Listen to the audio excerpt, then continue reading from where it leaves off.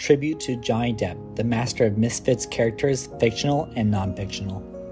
Humble beginnings and stardom. Johnny Depp has always been a misfit even before he is an actor. When he was young, he didn't plan to graduate high school and ended up dropping out to become a musician. He's a guitarist for a band called The Kids. He and his band moved to Los Angeles. During his time in the band, he became a struggling musician, but ended up finding steady work as an actor since he was introduced to Nicolas Cage by his then-wife Lori Ann Allison.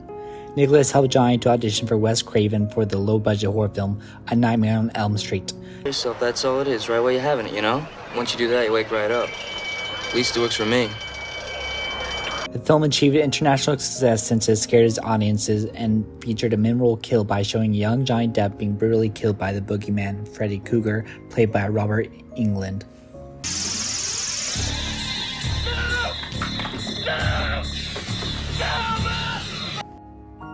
The following year, Johnny Depp starred in Private Resort in 1984. It was his debut as a leading character for a full-length film. It is a raunchy sex comedy about two boys, played by Johnny Depp and Rob Morrow, who are on the hunt for rich, pretty girls in a Miami resort as guests for the weekend. In the following year, Johnny Depp had a role in The Translating Soldier in Oliver Stone's award-winning 1986 film, Platoon.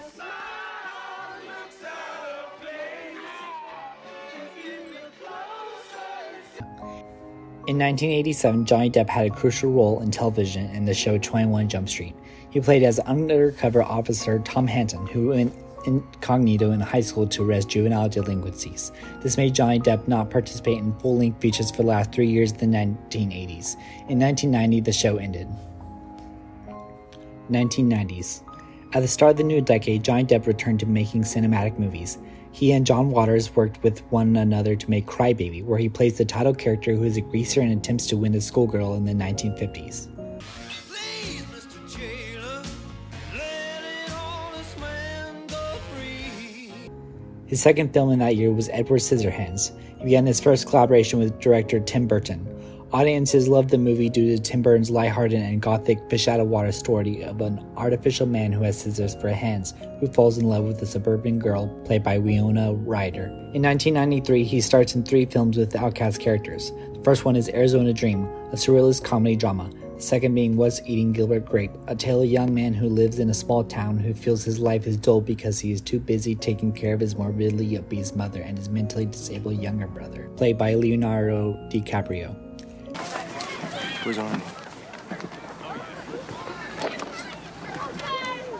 However, his love interest, played by Julie Lewis, helps him to put his life in positive perspective. In the following year, he returned to collaborate with Tim Burton in the biopic Ed Wood. In this one, he plays Edward J. Wood, one of Hollywood's worst filmmakers ever. The film was not intended to insult the director. It was supposed to celebrate his unique eccentricities, which are considered to be quirky for its fan base and today's audiences. During the 1990s, Marlon Brando and Johnny Depp collaborated with each other for 2 movies, Don Juan de Marco. Now there are those, of course, who do not share my perceptions, it's true. And Johnny Depp's first directorial effort, The Brave. Around 1997, he ended up making another biopic, Donnie Brasco. It focused on an FBI agent who infiltrated the mafia in New York City, which caused distress for his wife and children. In 1998, he worked with director Terry Gilliam in the movie Fear and Loathing in Las Vegas. The film was a fictionalized autobiographical movie of Hunter S. Thompson's novel of the same name. Stop here. This is bad country. Throughout the movie, Depp's portrayal of Hunter S. Thompson and his lawyer, Dr. Gonzo, played by Benicio del Toro, goes through a drug-fueled experience in Las Vegas. In 1999, he starred in Roman Polanski's The Ninth Gate. He also made his third collaboration with Tim Burton in Sleepy Hollow by playing Ichabod Crane, a quirky detective who hunts down the Headless Horseman, played by Christopher Walken. 2000s. In 2000, he appeared in 2 roles in Before Night's Fall and Javier Bardem. Even the sun was rationed, but once a month, the gay inmates turned El Morro into a nightclub. He played as a man dressed in drag and a lieutenant who keeps Javier Bardem's character hostage.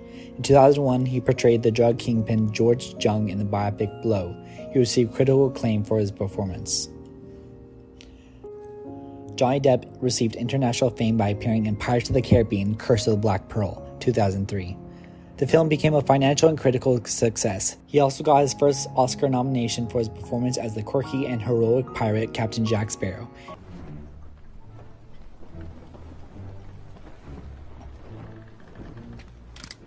In the same year, Johnny Depp played the quirky FBI agent in Once Upon a Time in Mexico, directed by Robert Rodriguez.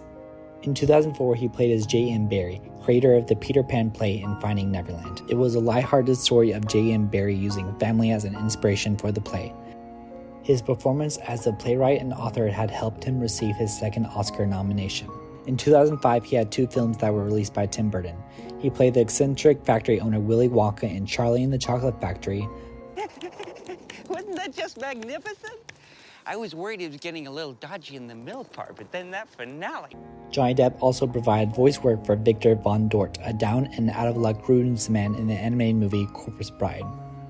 In 2006 and 2007, he returned for his role of Captain Jack Sparrow in the movies Pirates of the Caribbean, Dead Man's Chest, and At World's End. He collaborated with Tim Burton again for the dark musical Sweeney Todd, the Demon Barber of Fleet Street. He received his 3rd Oscar nomination as the serial killer barber who's out for revenge.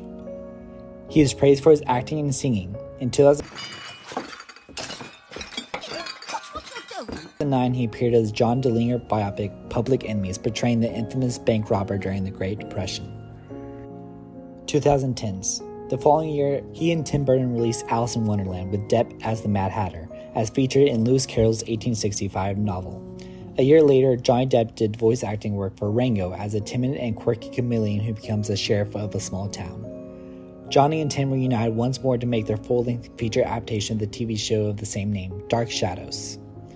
In 2013, he is reunited with the Pirates director Gore Verbinski in the movie The Lone Ranger.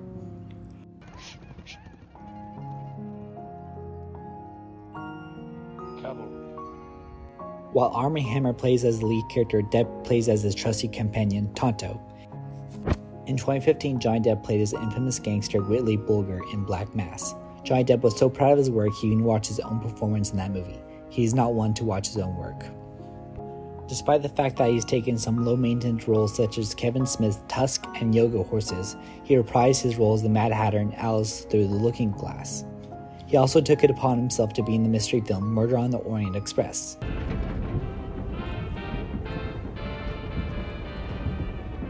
Well, hello.